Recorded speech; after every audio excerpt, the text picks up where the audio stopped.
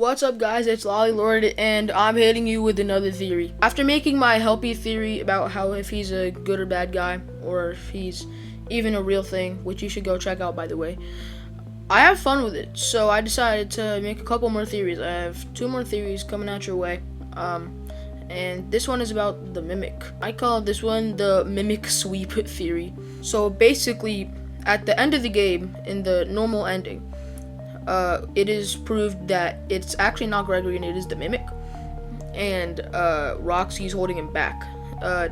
While she's buying you time, Gregory's talking to you through the walkie-talkie, telling you where to go and stuff, and leads you to an elevator while the Mimic is chasing you. And then at the end, the Mimic gets his hand chopped off by the door of the elevator, and then Gregory talks to you through the megaphone through the elevator, the speaker, and then he has to kill you because they can't risk being followed. I think this is very sus for a lot of reasons, but basically about that elevator thing, everyone is split on 2 things. Either people are saying A, that is Gregory and Gregory had to kill us because him and Cassie couldn't risk being followed, or B, the first part is Gregory, but then at some point the Mimic takes over since he is down there and he's the one that kills you, because there's a shift in tone and stuff like that. My theory is that it is just 100% the Mimic. Here are my bullet points. First one I have is, how does Gregory have access to a walkie-talkie like the ones the Mimic and Cassie use? Obviously, Cassie communicates with the Mimic with a Roxy-talkie. The way she does that is because it is shown that the Mimic has a Freddy-talkie. Does Gregory have one? Now you could say there are probably more for Monty and Chica, maybe some other like Bonnie.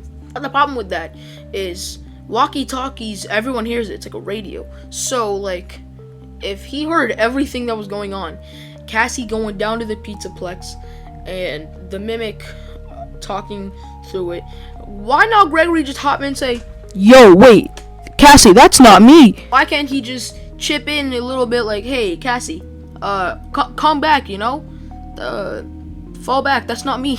So it just doesn't make sense. That's what I'm trying to say. It makes no sense. If he had a walkie-talkie, he would stop the whole operation. So that's why I believe he doesn't have one. The second one is, how does he have access to the elevator speaker?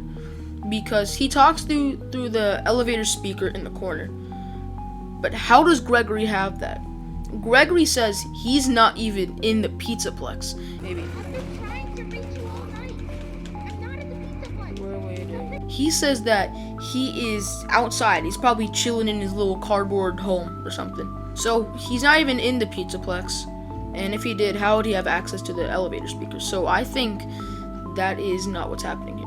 So right now, the theory I'm cooking up is that it's all a plan made by a bunch of mimics mimicking Gregory. We got book territory now. Books!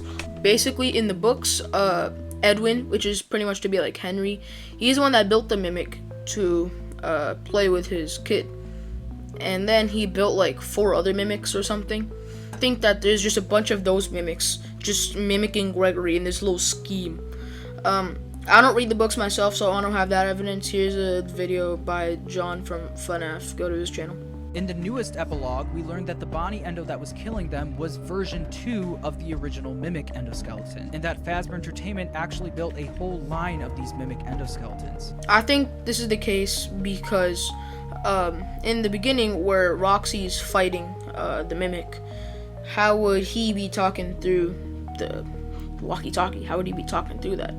But also, he could just be multitasking, maybe it's 2 Mimics. Also, there could be one for the elevator because his hand gets chopped off. So there could be a 3rd Mimic talking through the elevator speaker, killing you. Maybe this is all staged, this entire thing. And, that chase sequence is also staged. And it's all just this genius plan by a bunch of Mimics. It could also be different. So, my conclusion is that either A, it's a bunch of Mimics, one for the walkie-talkie in the chase, one for the walkie-talkie part before the chase, so while Roxy's fighting him, and one for the elevator. The second conclusion I have is that it's just one Mimic doing everything. But if there's anything to take out of this theory, is just that Gregory is not talking to you through the entire game.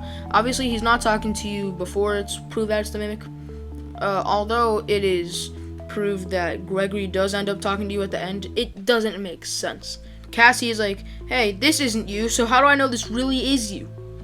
It's probably not. This is just a theory, and it's kind of crazy, but also I think the evidence is good enough to say that that is not Gregory. It's just the mimic saying he's Gregory, and then the mimic saying he's the real Gregory, and then the mimic saying he's the real Gregory in the elevator, but it's just a bunch of mimics. It's like, bro, the mimic said it's mimicking time and started mimicking all over the place. But yeah, that's all I really have to say. This was another short theory, but I just wanted to tackle it because it was really sus.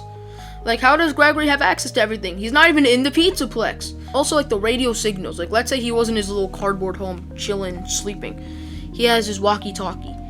The radio signals are all the way down in, like, Fredbear's Family Diner or something. All the way down there, below the pizza sim, which is under the Pizzaplex, which is in ruin. So it's like, there has to be some sort of godlike internet to be able to talk to him. So yeah, that's really all I have to say. I just wanted to talk about this. It's kind of a theory. It's really small though. So yeah, with that, thank you all so much for watching. Dislike the video as much as humanly possible. And with that, I will see you in the next one. Toodaloo.